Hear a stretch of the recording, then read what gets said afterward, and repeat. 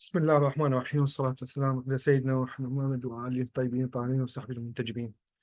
أعزائي الباحثين، تم حسب الكتاب اللي تم تعميمه يوم العلم، سوف يتم شرح كيفية إنشاء حساب وكيفية التقديم على الجوائز الخاصة بالجامعات من قبل مخولين الجامعات، مدراء أقسام الشؤون العلمية في الجامعات والتشكيلات وزارة التعليم العالي. وكذلك سوف يتم تقديم أو شرح طريقة التقديم لجميع الباحثين على الجوائز المتبقية للباحثين الخاصة بالجوائز البراءات الاختراع والبحث المتميز وآخره. نبدأ بكيفية إنشاء حساب. أستاذ ليث هو مسؤول الشعبة، سوف يتم إنشاء حساب أمامكم. السلام عليكم ورحمة الله.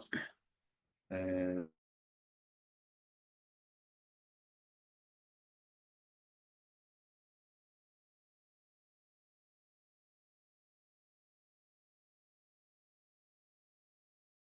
أول ما نبدي دكتور أبلش مو بالعملية.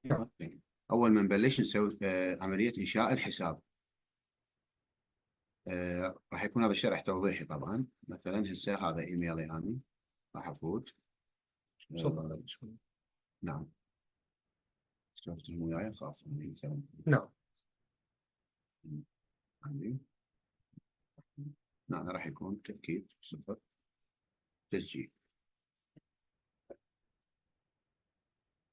هنا ايش يقول؟ يقول إرسال صلاحية دخول حتى ناخذ يوزر وباسورد ونفوت بعدين عن النظام. تمام. هسه احنا نعم. نشيك الايميل. دكتور فوت لي على الايميل بس نزل لي هذا. اي تسوي ريفرش صار لي الجيميل. ريفرش الصفحه. هسه انطانا يوزر والباسورد. صباح الخير.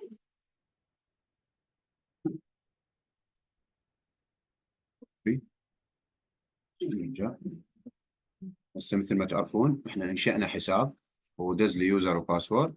العفو باسورد واليوزر هو ايميل مالتي، فراح نسوي تسجيل دخول. هسه دخول مستخدم راح يكون ايميلي. تعال خلي الباسورد اليوم ماخذ كوبي يعني. يفضل تاخذ كوبي. نكتب بس اكتب يلا بليز. هسه نسوي له بيست. سوي دخول.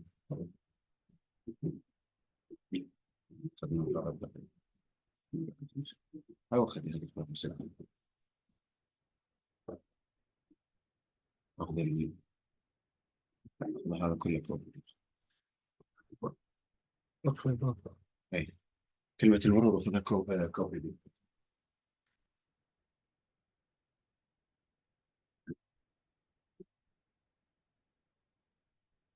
أي خذ لي هذا.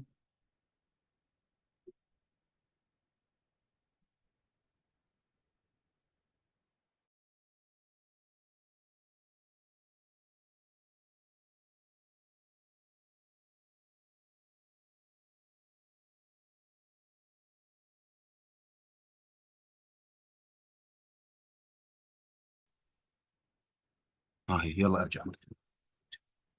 لازم ميتنج ندخل مرتب شلون؟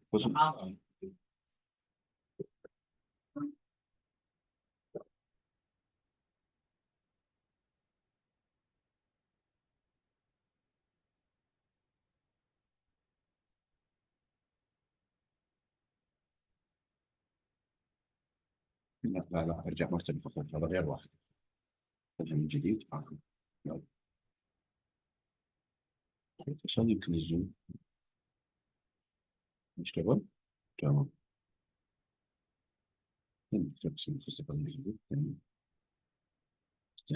تمام. أخذت تعطيني مجال شلون نسوي فيه؟ لا لا. مم.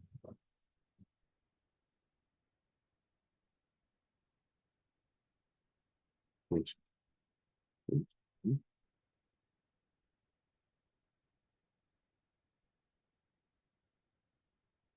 مم.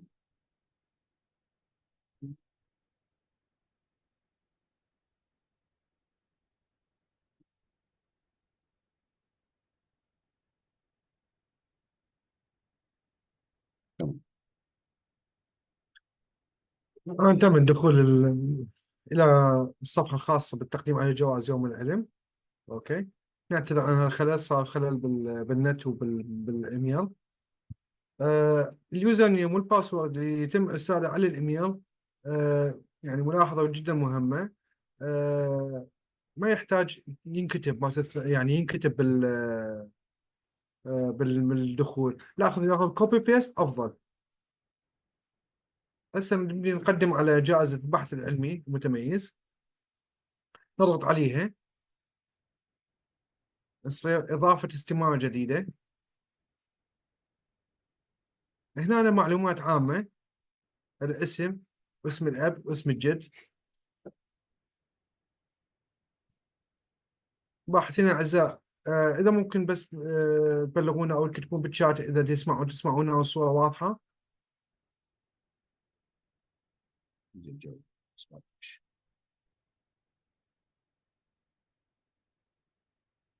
نعم، واضح. واضح كل شيء، واضح الصوت. أوكي. المعلومات اللي نقدم بيها، استاذ ليث حيبديها بهسه المعلومات. احنا شيكنا كل الجوائز، استمارات او الابلكيشن مالتها كلها تشتغل. فهي تقريبا احنا ماليها سابقا، بس احنا سوينا قدامكم انشاء حساب جديد. راح نمليها كل المعلومات، وراح نشوفكم اكو بعض المعلومات يحتاج لها ملاحظات حنأكد عليها هسه بهاي المحاضرة او الورشة. خلال الورشة حنأكد عليها. تفضل استاذ ليث. نعم. هي راح تكون استمارة يعني افتراضية مثلا.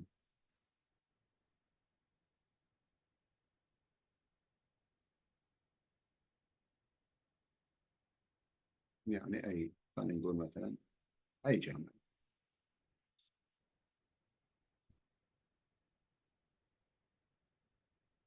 إيميلي الافتراضي يعني، رقم تليفوني، عنوان البحث دكتور، أي شيء نكتب تيست، أي شيء هو تيست يعني مجرد بس احنا إيه. نختار السنة اللي نقدم عليها الجائزة، مثل ما 22 تعرفين، 23. النتائج جات ل 22 23 بالضبط نعم. دكتور، فخليه 22 هي. نختار تخصص العام علمي، البحث. شنو من التصنيفات اليونسكو هذا الستة، خلينا نختار مثلا هندسة. تسلسلي خلينا نقول الأول، الرابط نختار لنا أي رابط منه، هسه أي رابط ناخذه. مجرد تيست هذا. تيست هذا طبعا. اي رابط يعني نحط رابط، هو الفكرة هو نحط رابط البحث يعني. اسم المجلة مثلا، رابط المجلة نخلي نفس الرابط. نوعها مثلا محلي أو عالمي دكتور، نعم. نختار محلية مثلا. براحتكم. يلا عالمي. هم رقم هيك يعني، لا على التعيين، مجرد لا. هاي الكيوات المسموحة يا دكتور. هنا الاف دبليو سي اي، باحثين الاعزاء اللي سالتوا عليها. الاف دبليو سي اي هي تاثير استشهادات من صفحه الباحث. صعب سكوبس موجوده الاف دبليو سي اي بصفحه الباحث، موجوده، والحمد لله والشكر وزارتنا الموقره عندنا اكسس كامل على سكوبس حاليا. والباحث ممكن يطلع على كل تفاصيل البروفايل مالته بالسكوبس، فيكتب الرقم من هنا. يعني هو يكتب رقم بإعشار، فيكتب رقم مثل ما هو موجود بصفحة الباحث. طبعا عدد استشهادات السايتيشن مالته للبحث المتقدم، هذا لكل البروفايل مال الباحث. اما يعني الاف دبليو سي اي، اما السايتيشن للبحث المتقدم، يعني مو للبروفايل كله، للباحث اللي يتقدم، لا، للبحث اللي هو دي يقدم عليه الجائزة، اللي دي يملي معلومات: عنوان بحثه، بأي مجلة، اسم المجلة، معامل تأثير المجلة، السايت سكور مالتها، الكوارتر مالتها. اوكي. هاي يكتب هنا عدد استشهادات لهذا البحث سنة 22 إذا يختار، إذا اختار 22 أو اختار 23. واضحة باحثين أعزاء؟ وهنا يكتب اسماء اللي مشاركين، وممكن يضيف هاد زاد بالزائد، يضيف اد الباحثين الاخرين. اوكي. وهنا يكتب ملخص البحث ونسخه من البحث يصعدها من تشوز فايل. استاذ يتكمل على مود يكمل الباحثين نشوف. يشوفوها. بس هذا رقم. على افتراض اكو باحث اخر وياه.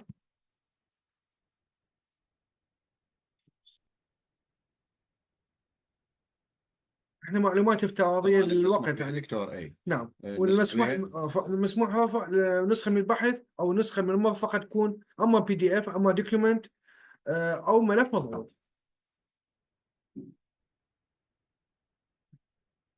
هسه حاليا هذا التيست اللي صعدناه موجود، اسم الباحث نقدر نعرضه اي عرض، راح نشوف كل المعلومات يدققها.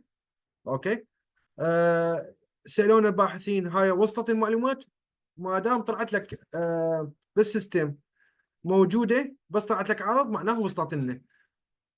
احنا هسه كباحثين دكتور نعم، نقدم يعني كباحث انا دا اقدم لا هسه. ادمن ولا مخول جامعه. نعم. اي باحث متقدم. هسه طبعا هذا سيستم بالمناسبه يعني نحتاج تنبيه على هذا الشيء، هذا سيستم جديد. اوكي. بالتحسين هوايه عن السيستم السابق اللي موجود بالسنوات السابقه.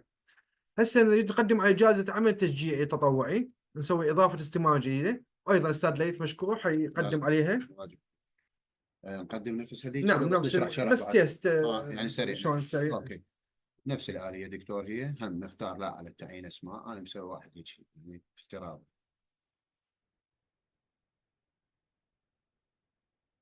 نختار جامعة مثلا الشعب، هذا بريدي يعني تليفوني. هنا عنوان العمل تشجيعي، اكيد هو بكتاب رسمي صادر يعني اوامر جامعيه، اوامر وزاريه. شنو عنوان هذا العمل التشجيعي؟ حنكتب فد شيء افتراضي ايضا تيست او اي شيء. اوكي. نختار السنه اللي هو قد اشتغل او اللي نفذ هذا العمل التشجيعي. اوكي. اختار. اذا عنده اكثر من عمل يختار سنتين، يقدم مرتين طبعا. الاسم يعني نوع الجهه، العدد، بالضبط. كل التفاصيل هاي يمليها. بالضبط، ونوع الجهه والعدد، اذا اكو اكثر يسوي اد يعني بالضبط. اكو اضافه دكتور. يعني الجوائز الحاصل عليها اسم الجائزه، نوع الجهه اذا كانت محليه او عالميه، والعدد الجوائز، واذا اكو اكثر بعد يضيف اد. او بالنسبه للمشاركين بالنسبه للمشاركين طبعا يا دكتور تدري انت حضرتك اعرف من عندنا العمل التشجيعي راح يكون ممكن يعني فريق في اكثر من واحد، مو نعم. شخص واحد. فهنا هذا الاد مالتنا. يعني اتمنى كل الباحثين الاعزاء يضيفون كل اسماء المشاركين بالجوائز او اللي مشتركين وياهم، خاصه جائزه العمل التشجيعي، لانه على مود نعرف احنا بانه هذا العمل التشجيعي مو خاص بشخص واحد، اكثر من شخص، فتصير جائزه باسمائهم كلهم. ونحدكم علم اساتذتنا انه التكريم راح يكون للنتاج العلمي. يعني صح هو الشخص المتقدم راح يعني هو راح يكون راعي استلام التكريم، بس التكريم يكون للنتاج العلمي، يعني للبحث او البراءة او الكتاب. يعني قصدنا انه مو شخص التكريم الفلان هو لين متقدم والمشارك وياه ينظلم، اي ظلم ماكو. فالتكريم راح يكون ان شاء الله للنتاج العلمي، وهاي هم لا على التعيين دكتور كتاب. نعم.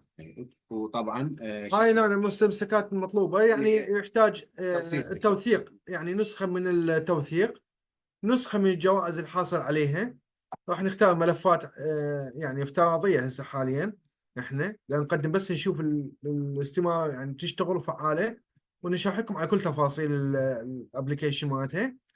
نقول له احفظ المعلومات واستمر، راح تحفظها. تم إضافة التقديم تيست على جائزة العمل التشجيعي التطوعي، وموجودة وما بيها مشكلة ونقدر نعرضها. نضيف سنة، أنا قدمت 23، أجي أقدم 22 أيضا، إضافة استمارة جديدة. يعني إلى حق دكتور نتاج علمي لعام 22 ونتاج علمي واحد ل 3، يعني ما يصير التكرار دكتور. نعم. يعني يرفض من قبل السيستم يعني. نعم. يعني بالمقيم راح يشوف تكرار راح يرفض دكتور انا برايي هم خلينا نسوي لنا فد تيست غلط حتى يرفضه مثلا لو نعم. شيء. لا، خلينا نكمل يلا دكتور ماشي. ارجع دكتور انت حتى تفضل تشرح على الجائزه. نعم. هسه أنا قدمت على جائزة بحث علمي المتميز، جائزة بحث العلمي المتميز، جائزة العمل التشجيعي، جائزة الكتاب الحان. نسوي إضافة استمارة جديدة، أيضا نفس المعلومات نمليها، معلومات عامة ومعلومات خاصة بالكتاب اللي يقدم عليه الجائزة. أيضا حنمليها المعلومات، وحنصعد الملف اللي هو بنسخة من الكتاب PDF. طبعا اكو يسألونا بانه اذا نسخة الكتاب ملف ضخم وحجمه كبير، فتلاحظون بانه يعني احنا استلمنا ملفات ضخمه ماكو اي مشكله بيها. اوكي، بس احنا يحتاج توثيق بانه ال يعني خلال الاستماع من ابلكيشن من حيبنيها بيها داتا نشر اللي ناشرين بيها الكتاب. اوكي، فيحتاج توثيق بانه احنا من يصعد الملف عندنا نتاكد بانه داتا نشر موجوده صحيحه، ويصير تدقيقها باللجنه الوزاريه. تفضل استاذ ليث اذا تحب نعم تمليها.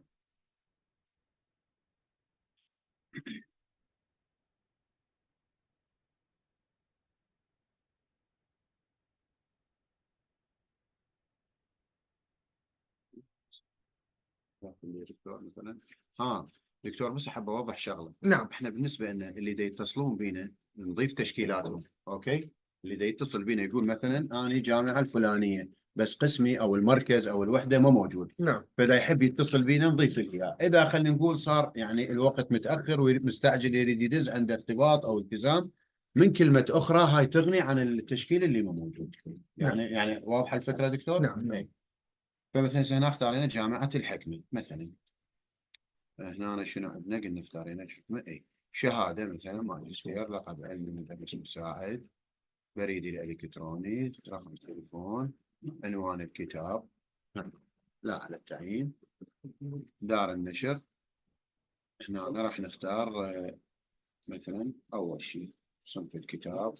اختارين هنا الصغير. ها طبعا محددين العالمية هي فقط هذه العالمية: السبير واكسفورد وسبرينجر نيتشر تايلر ويلي، وعربي ومحلي. يعني هاي محددين بها احنا بالمعايير. صنف الكتاب راح يكون مثلا علوم صرفة. آه، دكتور بس العفو، هنا نعم نختار بس نوع الكتاب. على هاي الكتاب. هذا هنا نوع الكتاب محددينه يا اما نعم منهجي او منهجي اثراء، او مثلا اثرائي. منهجي. هنا دكتور نعم مثلا شنو نحط؟ هذا السيريال إيه، نمبر بوك نمبر اسم النمبر. هذا الرقم المعياري للكتاب، طبعا كل كتاب برقم. اوكي، فنكتب هسه رقم افتراضي. افتراضي، اوكي، ونختار دكتور البي دي اف. وبعدين البي دي اف اللي احنا بدنا نصعد هسه افتراضي، طبعا هاي كلها تيست. اوكي، مثل ما وضح الاستاذ ليث بانه اكو محليه وعربيه وايضا دور نشر عالميه معروفه. هسه اسوي له حفظ معلومات واستمر. تم إضافة ال هذا الكتاب بسنة 22. أجلس خل أضيف. نسوي خل نسوي على غير سنه ونسويها غلط حتى تبين عندهم انه. هسه أنا حنسوي أنا أستاذ ليث، أستاذ ليث مشكور حيسوي فد شيء معلومة فد خطأ او يعني. نعوفها فارغه مثلا. أو مثلا يعوف فارغة، خلينا أو نعوفها فارغه. مثلا يعوف الملف هذا ما يساعده، أو يكتب الرقم هنا كتابة. السيريال نمبر بوك هذا راح يكتبه كتابة. فشوف السيستم شنو حيعطينا من خطأ. تفضل أستاذ ليث.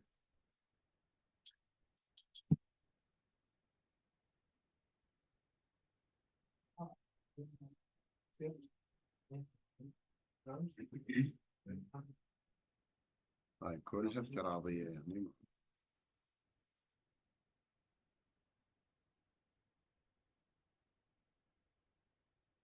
دكتور شنو نعوف فارغ برايك؟ اي حقل لو تحددنا بشيء يعني. تمام. دار النشر مثلا، محليه، صنف الكتاب، زراعيه، الكتاب والزراعي. هسه هنا أنا مثلا ما راح احمل البي دي اف. خلينا نشوف شو يقول. تمام، هني اساتذتنا هسه انا سويت حفظ وارسال، حفظ المعلومات واستمر بدون ما احمل البي دي اف. رجع لي على نفس الاستماره، دا يقول لي ادخل جميع البيانات. وهنا انا اشوفها منين تركتها فارغه. ما يدز لنا حتى لي يعني. اكو دا تجيني استفسارات مثلا انا دا ادز يرجع نفس الاستماره، انا دا احمل المعلومات ودا تفتح عندي نفس الاستماره. اساتذتنا لو تدققون بالموضوع يعني اكو خلل بالتقديم، اكو معلومه نقص. تمام اساتذتنا الافاضل. هاي بالنسبه لجائزه افضل كتاب او الكتاب المتميز. هسه نجي على غير جائزه، اللي هي مثلا جائزه براءات الاختراع المتميزه. نفس الآلية، نضيف استمارة جديدة. هم دكتور يحتاج بعد كل ساعة أسوي تيست لو أشرح بعد؟ بالنسبة للجأس يعني أخاف يعني استثمار الوقت، بالضبط. خاف الأساتذة عندهم التزامات.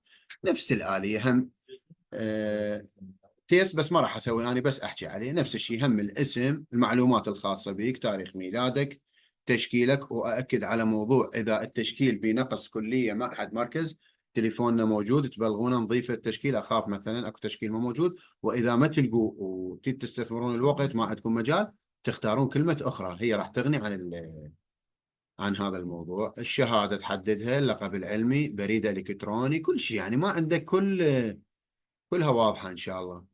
اي خلل يرجع على نفس الاستماره، من ترسل ده يعطيك هو الاحصائيه.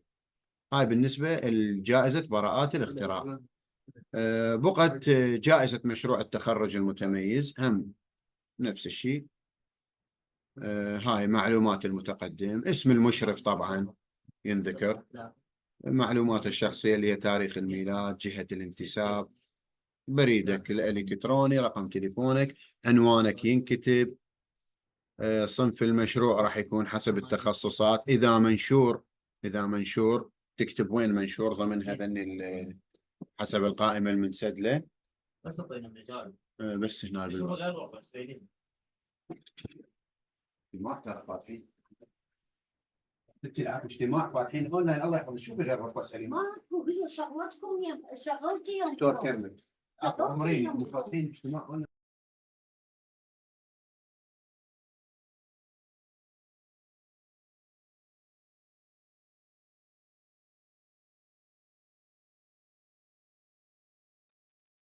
نكمل المحاضرة. هسه مثل ما وضح أستاذ ليث على هاي جائزة مشروع التخرج، نملي كل المعلومات بشكل عامة، معلومات بسيطة.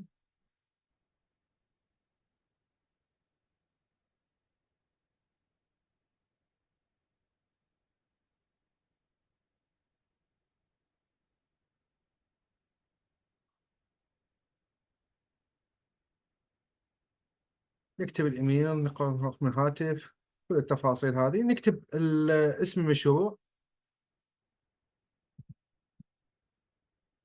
نختار السنة المشروع اللي هو اللي يتقدم به. النشر، إذا هنا النشر ساترتنا فاضل، النشر يقصد بها إذا كان البحث المشروع التخرج النشر، هذا طبعا ممكن بكل سهولة. آه، إذا مشروع ويب أوف ساينس أو سكوبس أو نشر محلي، نختار، نكتب مثلا ويب أوف ساينس، نختار صنف المشروع أو التخصص مالته حسب تخصصات اليونسكو الستة، نختار هندسة وتكنولوجيا، نكتب الخلاصة، طبعا هذا تيست. إثبات ما يؤيد ذلك. الإثباتات هنا عندنا بيها الملف اللي يصعد، يعني بي دي اف واحد او بي دي اف واحد. هنا محدديها الامتداد المسموح بالملف بي دي اف واحد، بس اللي يصعد بانه المشروع اذا كان منشور فهو يصعد النشر مالته، البحث مالته. اما اذا كان غير منشور، اوكي، لا يوجد، اوكي، فنصعد هنا الملف البي دي اف اللي هو فقط المشروع. اوكي، واكيد عليه اذا كان مشروع عليه ختم وتوقيع المشرف واللجنه العلميه او العماده، كل هاي التفاصيل تصل عليها. نحفظ المعلومات ونقدم. تم التقديم على جائزة مشروع التخرج المتميز. اوكي.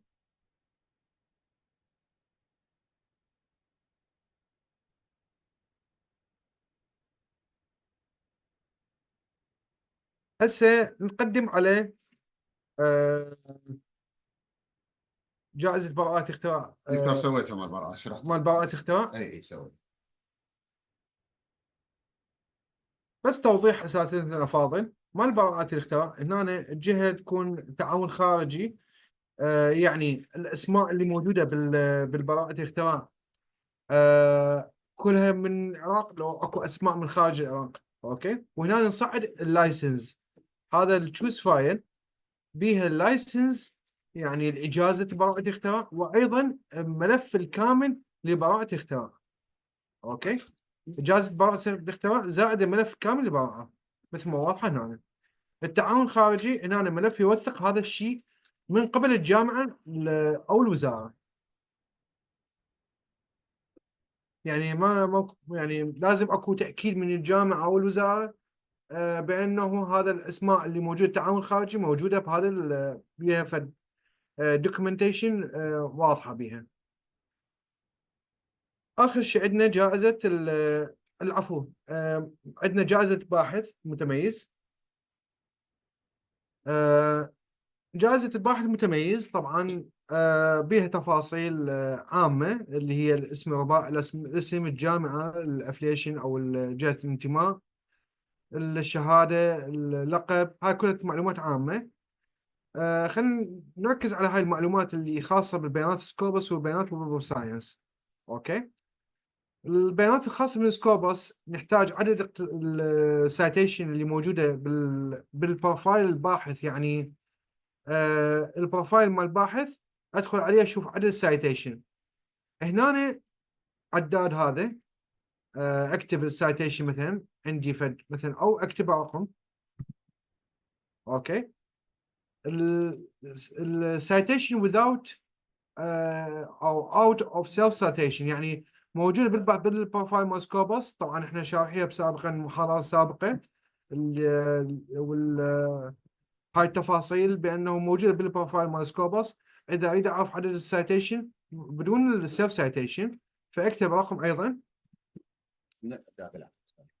اقدر اكتب رقم كتابه او اقدر اسويه من عداد. الاوبشنين يقدر يشتغل. بعدين اتش اندكس مالته الباحث ايش قد مكتوب بالسكوبس.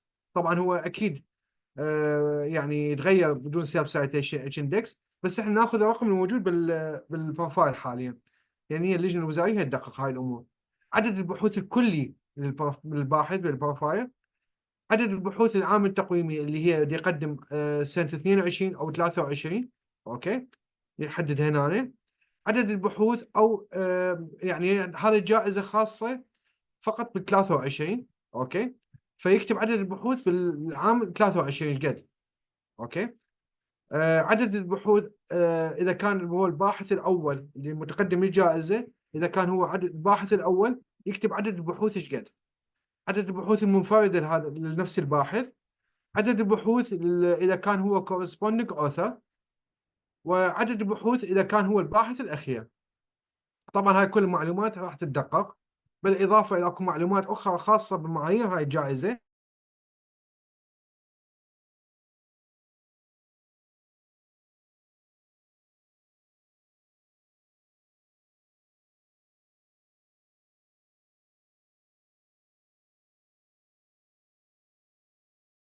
مستوعب.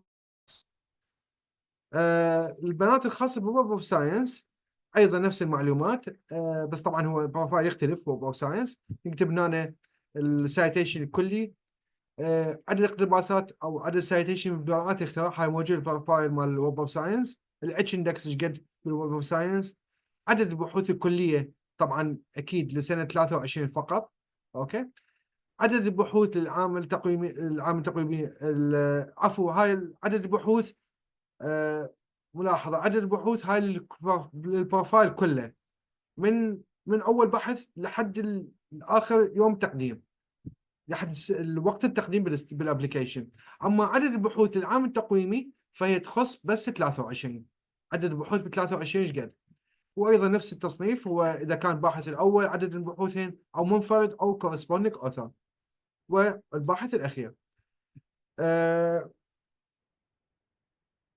هاي المعلومات إجمالي عدد المساهمات، تحرير، عدد المساهمات، المراجعات، الريفيو، هاي موجودة بالبروفايل. هاي سابقا كانت اللي هي بابليونز. إذا باحثين أعزائي إذا تذكروها كان بابليونز، هسه صارت من ضمن ويب أوف ساينس. إذا كان هو توب ريفيور أوورد فيختار نعم أو لا. أوكي. واللي هل حاصل على هاي سايت أوورد اذا اختار هاي موجوده. هاي كلها موثقه بالويب اوف ساينس بروفايل. اوكي. الجوجل سكولر عدد البحوث الكلي الموجوده بالجوجل سكولر. الاتش اندكس مالته الباحث، سايتيشن الكلي للباحث. ريسيرش جيت طبعا الريسيرش جيت مثل ما يعرفون الباحثين الاعزاء بي الار اي سكور. هذا سكور يعطي على عدد الكونتريبيوشن للباحث بالريسيرش جيت، يعني يجاوب على اسئله، يتفاعل، يساهم دائما بالنشر المستمر بالريسيرش جيت، فيطلعوا عليها اي سكور. اوكي. فهاي دخلت من ضمن معاييرها لجائزة الباحث المتميز. راح نملي هسه قدامكم المعلومات التفصيلية لجائزة الباحث المتميز، وعلى مود نشوف بأنه إذا أكو بها خطأ أو أي شيء آخر نوضحها. تفضل أستاذ ليث.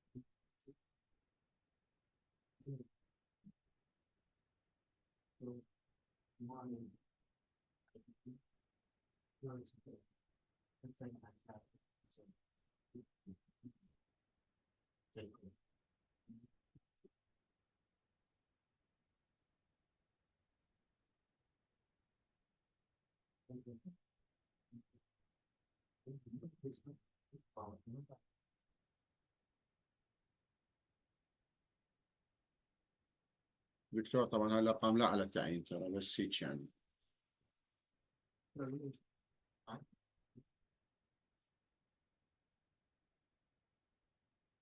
ارقام افتراضيه داخل دكتور، عادي مو مشكله، كلش بس عداد يعني. نعم. احنا باحثين اعزاء، احنا بدنا نقدم بشكل افتراضي هاي المعلومات، بس بدنا نشيك بس على نشيك الاستمارة قدامكم والتفاصيل مالتها والمعلومات شلون تملي الاستمارة او الابلكيشن.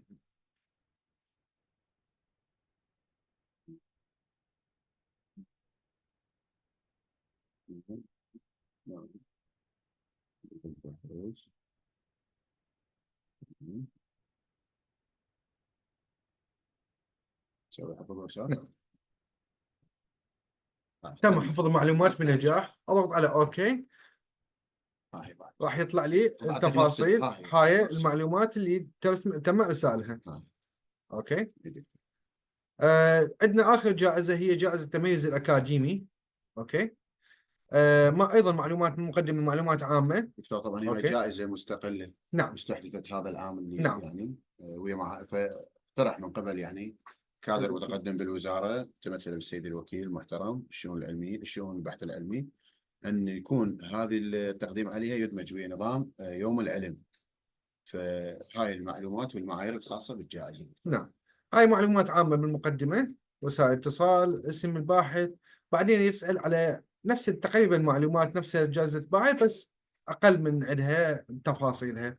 عدد البحوث اللي تم نشرها ضمن مجلات عالمية لعام التقويم الواحد. أوكي. طبعا احنا نقدم على سنة 23. سكوبس ايش قد عدد البحوث، بوب اوف ساينس ايش قد، بالساينس دايركت ايش قد، او نيتشر ايش قد. اوكي. عدد البحوث اللي تم نشرها في مجالات محلية لعام التقويم الواحد. اوكي. ايضا يكتب عدد البحوث المحليه. عدد المقررات الدراسيه ايش قد اخذ بالبكالوريوس بالماجستير بالدكتوراه، مسؤول عنها كتدريسي. الكتب المؤلفه او المترجمه. اوكي. هاي ايضا حنمليها هسه المعلومات كلها اساتذتنا الفاضل. عدد استشارات البحوث العلميه المنشوره حسب موقع سكوبس، الرابط الالكتروني.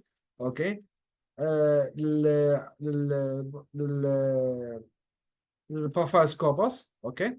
الحصول على تمويل خارجي للبحوث، هل حصل على بحث حصل على تمويل خارجي للبحوث.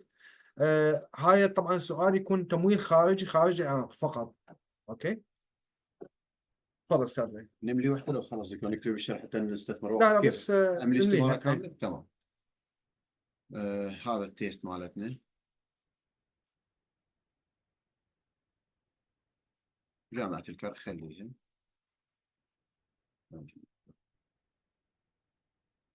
بحرج. الشهادة خلكم دكتوراه أستاذ علوم طبية مثلا ميكس سبب 5 عربي أحسن، اللي هو 5 إيش اسمه هندسة، راح تكون هذه مدني تكون بالعقد كويس. أنا كل وظيفتي مثلا يقدر بلاش منصب هذا كله أحرف لا على تعيين دكتور. نعم. ماشي. هنا شنو عندنا الإيميل ورقم الهاتف. هنا تبديعات نفس العدادات الافتراضية كلها. بالضبط. لا ما يحتاج نكتب رقم، يعني عداد ويقدر يضغط على يده مثل ما تفضل الدكتور ثابت. هم إذا أكو نحط عداد. إيش قد عندنا مقررات عشان الدكتور بيمتحن.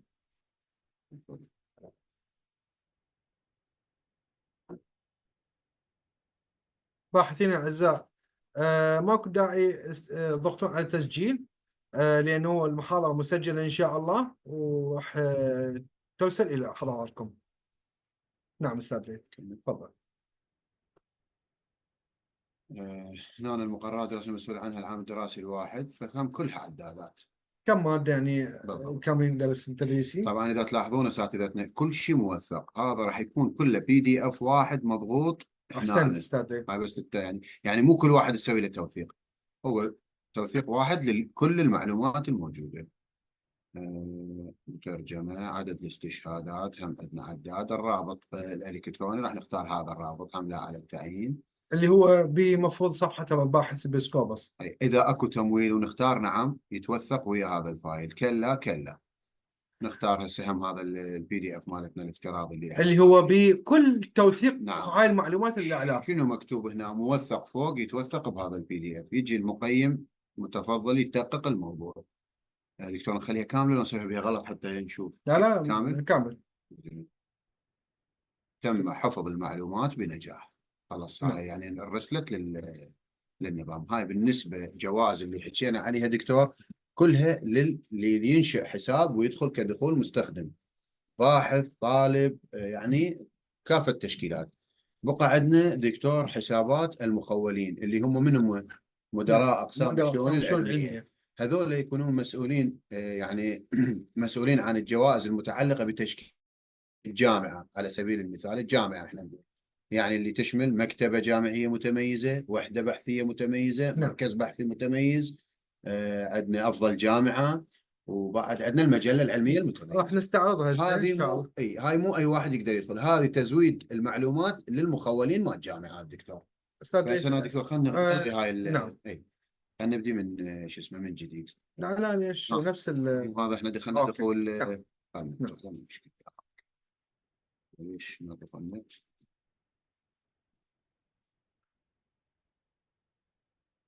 شنو؟ لا دكتور مرجع على الأولى، رجعني على الصفحة الرئيسية أول واحدة مال دخول اللي كان به الشريط الأحمر. لا أنا دخول مستخدم ما يصير دخول، لا دخول جامعات دكتور. نعم.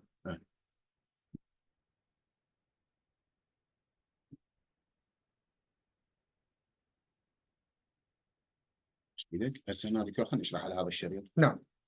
هاي بس هذا الشرح خاص بالمدراء أقسام الشؤون العلمية، يعني بحساباتهم اللي هو مخولين، اللي يوزر نيم باسورد مالته ياخذه من الوزارة. تمام. هسه عن احنا طريق الإيميل. على سبيل المثال احنا هسه انتهينا من موضوع الباحثين المتقدمين بصفة شخصية. هسه راح يدخل مخول الجامعة. ما راح يدخل مخول الجامعة احنا طبعا مزوديهم بحسابات مرسلة على الإيميل الرسمي اللي هم دزونا اياه. دكتور احنا الباحث فتحنا كان اللي باسم TH إذا تتذكر. اوكي ثواني. جائزة البحثية، صلاحية الدخول. نعم. هسه هنا أنا هذا إيميلي، سويت حساب افتراضي لمخول جامعة، فراح آخذه نفسه كوبي بيست، أدخل كمخول جامعة. يعني أنا هسه مدير شؤون علمية بجامعة. راح أسوي بيست، نرجع على الإيميل، ناخذ الباسورد، كوبي.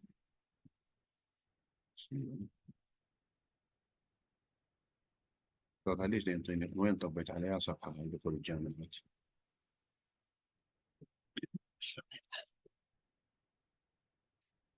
يا الله.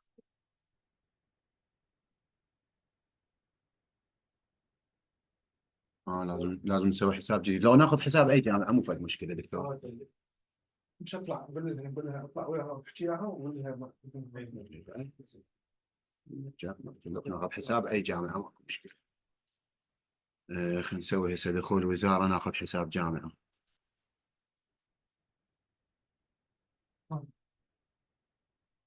هسه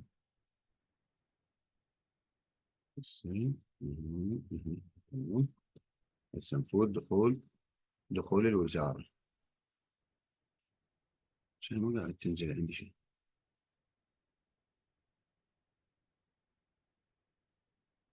هسه أنا راح أفوت من دخول الوزارة حتى آخذ حساب. ناخذ حساب جامعة لا على التعيين.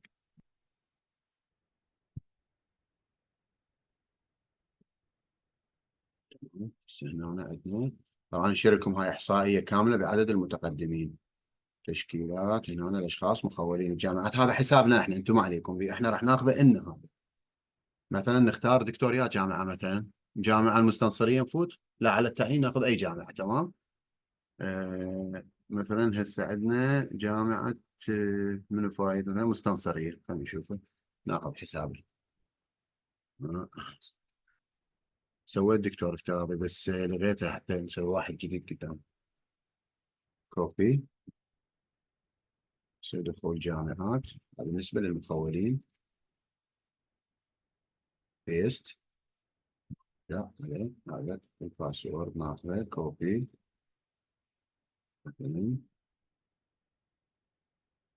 بيست. هسه هنا طبينا مثلا بحساب الجامعة المستنصرية، هنا أنا بس للشرح عليه فقط. بالنسبة لأفضل جامعة، هاي اللي يقدمون عليها مخولين الجامعات، هي جائزة أفضل جامعة، المركز البحثي المتميز، الوحدة البحثية المتميزة، المجلة العلمية، المكتبة، ثواني بس خلي الزوم حتى يطلع. وهنا أنا مال إدخال المقيمين، هاي بعدين إحنا يمنا هذا. فهن هاي الجوائز المسؤول عليها مخول الجامعة اللي هو مدير قسم الشؤون العلمية. كذلك تفوت على مثلا هسه أفضل جامعة، هم نفتح استمارة جديدة، نختار يا سنة 22 أو 23. التصنيفات، التصنيف راح يكون رقم وليس كتابة. تمام دكتور؟ حتى عندنا النظام يحسب على الأرقام. التصنيف الوطني تكتب 1 2 3.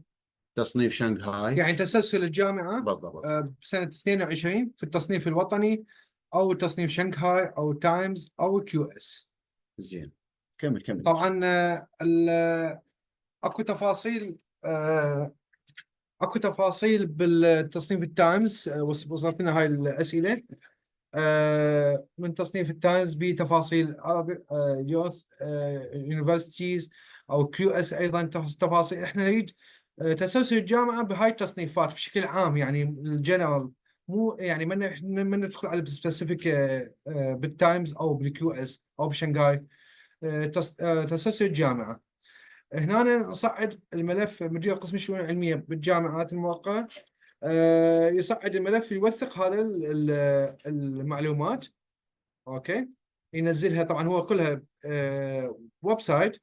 ياخذها ينزلها يسوي لها برنت از بي دي اف، ويوثقها بكل تصنيف، بعدين يدمجها بي دي اف واحد ويصعدها عندنا بالسيستم بي دي اف واحد. واضحه هاي المعلومه؟ يعني كل هاي التصنيفات ينزلها كل واحده عندنا بي دي اف برنت سكرين. اوكي. وبعدين يدمجهن كلهم بي دي اف واحد ويصعدهم بي دي اف واحد عندنا. هسه حنقدم لا دكتور هذا حساب هذا- جامعة المستنصرية ما نقدر نقدم به هذا. اي هذا بس للشرح فقط. بس للشرح هذا. اي اذا تحبون نسوي حساب جديد ونشرح عليه كيفكم، بس هو ما يعني. هسه حنسوي حساب جديد ان شاء الله في بداية انه ممكن. اذا خلص اولد حساب جديد نعم. مخول جامعة. مخول جامعة. تمام. يا الله هذا نطلع من عنده. هاي انشاء احنا حساب جديد. هذا للمخولين ده نحكي. راح يكون مثلا ليث. نعم. بريدي يعني الالكتروني رقمي 0 7 7 1.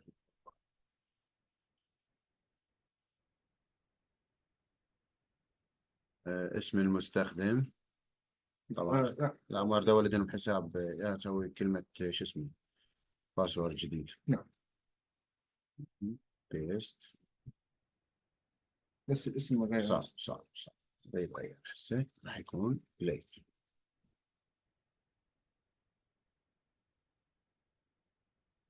هسه هاي كلها خلينا نسميه مثلا أخرى. أخرى. أخرى.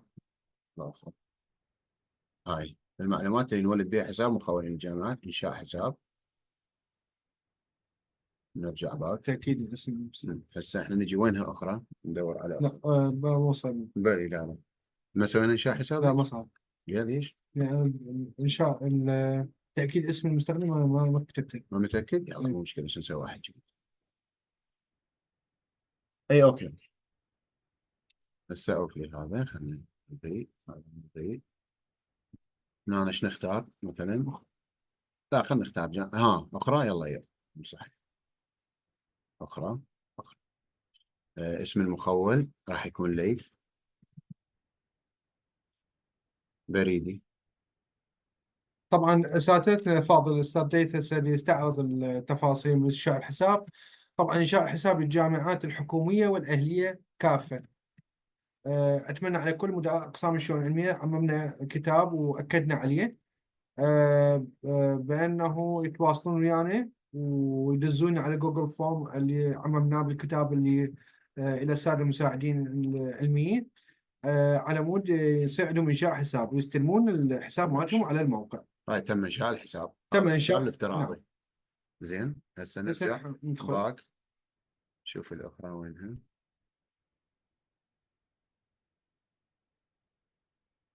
هذا هي أنا الأخرى باسم ليث. نعم.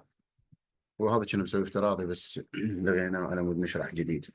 نعم. هنا نسوي له إرسال. المفروض هسه أنا يجيني على الإيميل اليوزر والباسورد وراح أفوت كمخول جامعة. صراحة هاي السنة يعني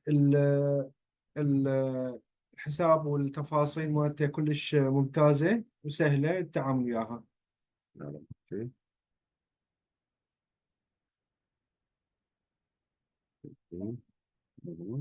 بعد تنتظر ثواني إن شاء الله على ما يوصلنا الإيميل الجديد. وشوي من الضعيف. وصل وصل الإيميل. وصل. وصل الإيميل. بالتليفون جاني بس اريد بالحاسبه حتى اخذ الكوب. اضغط هذه مالت الثاني. هذا اضغط هسه. تمام. هذا يعني وصل طالع صلاحيه الإيميل. الدخول كمخول جامعه هسه حاليا. هذا الاسم ليث وهذا اليوزر والباسورد مالته. فهسه نفوت كدخول جامعه. وين دخول الجامعه مالتنا؟ اها. هسه احنا نفوت على جائزه افضل جامعه. بس انت متأكد انه لا اسوي اي دكتور. لوجن. ما مسوي لوجن. كدخول جامعه. إي. لا قاعد.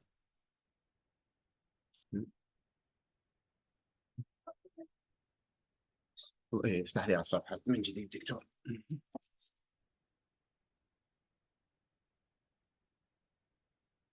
دخول جامعه. هذا دخول الجامعات تضغط عليها. هسه فوت على الجيميل مالتي دكتور. اخذ يوزر باسورد. نزل الزوم دي جواب هذا اخذ ليث نفسه. طبعا يفضل مدراء اقسام الشؤون العلميه يكتبون اسمائهم اسم المستخدم مالته بالانجليزي بدون سبيس. اوكي. هاي كلمه المرور. هذا حساب افتراضي طبعا. انا بنقدر نملي المعلومات. اخذ كوبي دكتور. ما باي هسه تمام. نملي المعلومات بشكل صحيح. بيست.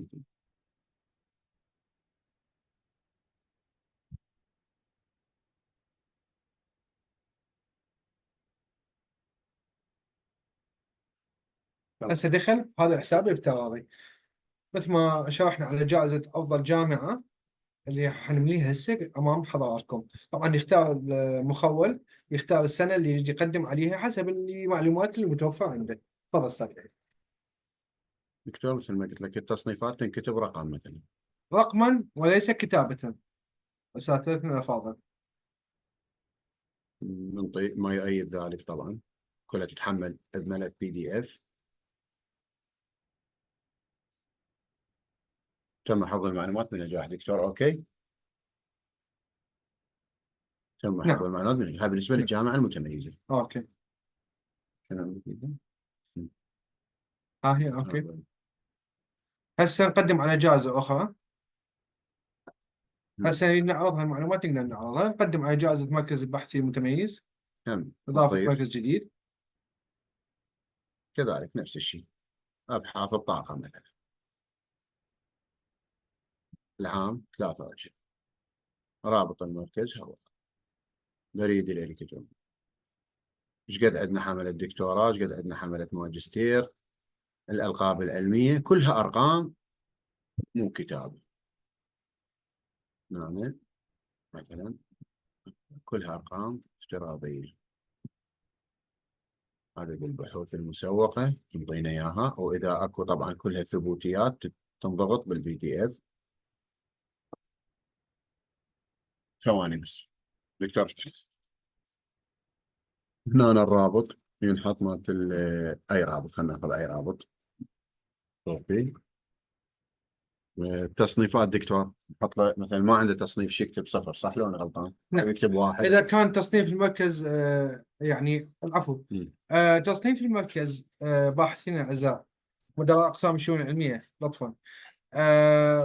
تصنيف المركز مثل ما تعرفون حضراتكم، عند استحداث المركز يتم تقديم طلب إلى مقر الوزارة. فبالاستمارة مع تقديم المركز يعني موجودة هذا التصنيف. أوكي. رابط التصنيف مالته،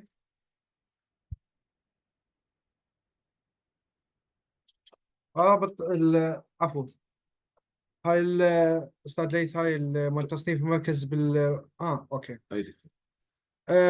هاي بالتصنيف المركز اذا كان هو مقدم على يعني مثلا مركز في تصنيف وطني او تصنيف تايمز او QS، فموجود المركز فيكتب تصنيف ايش قد، تسلسل ايش قد، ويكتب يحط الرابط مالته مال التصنيف ياكد عليها. بالضبط. اوكي. اذا عندهم براءات اختراع، المراكز البحثيه فيقدمون. طبعا احنا اسفين يعني رسائل توصلنا من كل باحثين العراق على التليفون. نعتذر هسه بوقت المحاضره، واتمنى الاساتذه الافاضل يراعون بانه احنا باوقات دوام ما نقدر نجاوب على كل الاتصالات ولا على كل الرسائل، وحتى باوقات خارج دوام رسمي نحاول نجاوب بالوقت اللي نسمح لنا صراحه به. براءات الاختراع عندنا نكتب العنوان براءة اختراع. إذا كان براءة اختراع واحدة إذا عند المركز، أو إذا كان أكثر من براءة اختراع فيضيفها مرة أخرى. هسه عندنا نضيف براءة اختراع الأولى، اسماء الباحثين. آه،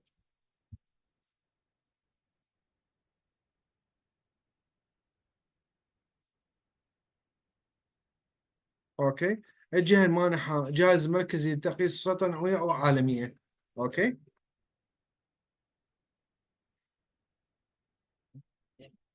المشاريع المشتركة مع الوزارات، هذه فقرة جدا مهمة بالجوائز المراكز البحثية، اللي هي إذا أكو مشروع مع مشترك أو تعاون مع إحدى الوزارات الدولة، فينكتب عنوان المشروع، الجهة المستفيدة. أوكي. وبعدين صعد المعلومات PDF واحد، إثبات لكل إثبات لكل المعلومات أعلاه. أوكي. فنصعد الملف PDF واحد، صار تقديماتها. اوكي. ماكو اي مشكله بيه. العفو، طلع استاذ ليث بس تاكد لي من عنده. لازم تكون معلومة متروكة.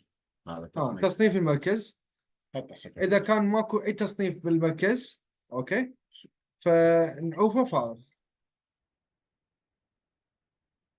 المعلومات كاملة دكتور. إذا ماكو تكتب 0. كمل استاذ ليث. تمام. إذا أكو هاي راح نكتب مثلا عنوان براءة، اسم باحث، جهة المانحة، جهاز المركزي، مشروع إذا أكو، أم الجهة المانحة، شوف شنو الجهة المانحة، ونحمل PDF دكتور.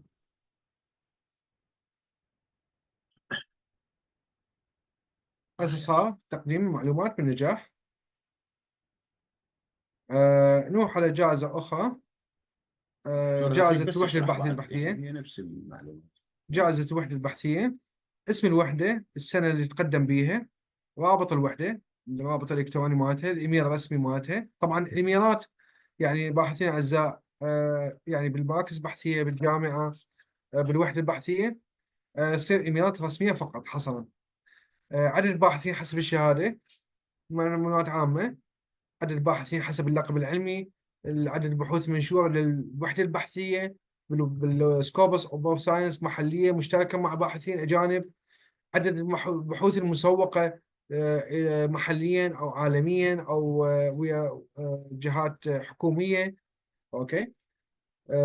وتصنيف الوحدة. أوكي، أيضا همينة. عنوان براءة اختراع، إذا عندهم براءة اختراع الوحدة البحثية، وعنوان المشروع، نفس المعلومات المركز البحثي. أوكي.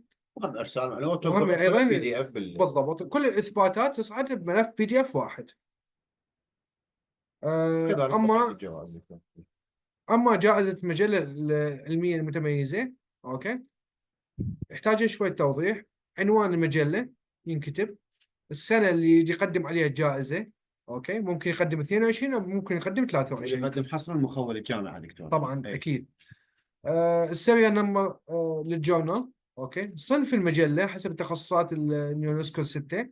رائع. رابط المجلة يحطه المخول. إذا ما بيها المجلة امباكت فاكتور فيكتب صفر، سايت سكور صفر. اوكي. عدد البحوث المنشورة سنة التقييم. اوكي، يعني ايش قد عدد البحوث اللي نشرت هاي السنة اللي بده يقدم عليها يعني افتراضيا 22، عدد البحوث ايش قد. اوكي، نكتب مثلا افتراضا 10. عدد المقيمين الأجانب نقول 50. عدد المقيمين المحليين 100، وهكذا. ونصعد كل هاي اثباتات PDF واحد. اوكي. آه انا همليها افتراضيا على مود تصير الامور صحيحه.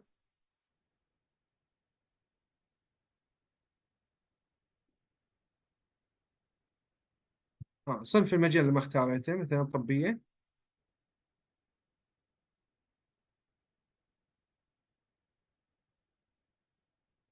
نصعد الملف مرة ثانيه. تم حفظ المعلومات بنجاح. تم التقديم عليها. الآن جائزة المكتبة الجامعية تميز. المتميزة. معلومات عامة، اسم أمين المكتبة، تخصص أمين المكتبة، رابط المكتبة، بريد إلكتروني طبعا رسمي، رقم الهاتف، عدد المؤلفات الورقية كتب الإلكترونية، عدد مؤلفاتها، الموقع الإلكتروني لإدارة وفرز المؤلفات، نسبة الاشتراك مع المكتبات العربية والعالمية، نسبة استعارة الكتب، توفر. طبعا معلومات هاي يعني من ضمن معايير جائزة المكتبة المتميزة. توفر كل هاي المعلومات، يصير تقديم عليها، يصعد PDF واحد. يصعد PDF واحد بالتوثيق لجميع المعلومات. أستاذ ليث مشكور حيمليها المعلومات هذه أمامكم على مود يصير تقديم على جائزة المكتبة. أستاذ ليث إذا ممكن.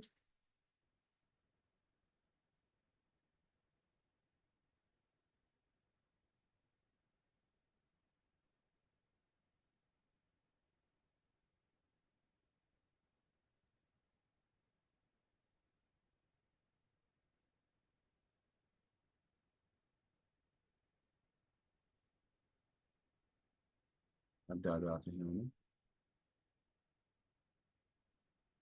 باحثين عن نسبة استعارة الكتب، نسبة الاشتراك أرقام يعني وليس كتابة.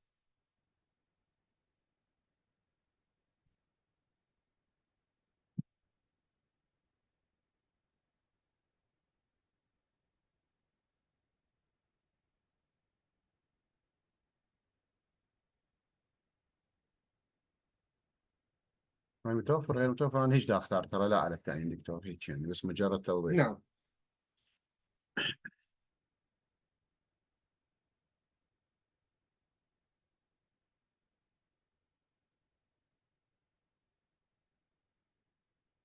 تم حفظ المعلومات بنجاح وتم تقديمها. يعني لين حتى اذا توردنا بعض الاستفسارات انه دندز هاي كلها هسه قدامكم تيستات ودكتور تشوفها قدامك، نعم. كلها ترسل بنجاح، فما عندنا كل مشكله.